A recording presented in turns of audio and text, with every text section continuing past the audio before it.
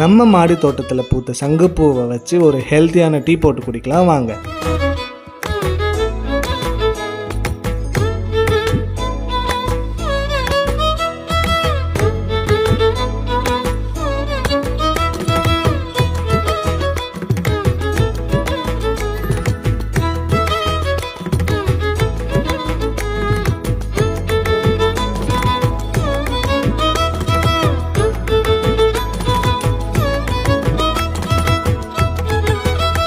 இன்றைக்கி பூத்த பூவெல்லாம் பறித்து வாஷ் பண்ணி கூட இஞ்சி ஏலக்காய் நம்ம மாடி தோட்டத்தில் பறித்த புதினா எல்லாம் போட்டு கொதிக்க வச்சு வடிகட்டினதில் லெமனை பிழிஞ்சா கலர் இப்படி மாறும்.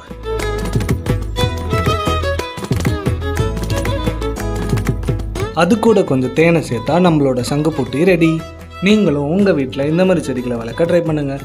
இந்த மாதிரி வீடியோஸ் பார்க்குறதுக்கு மறக்காமல் நம்மளோட சேனலை சப்ஸ்கிரைப் பண்ணிக்கோங்க. பாய் பாய்.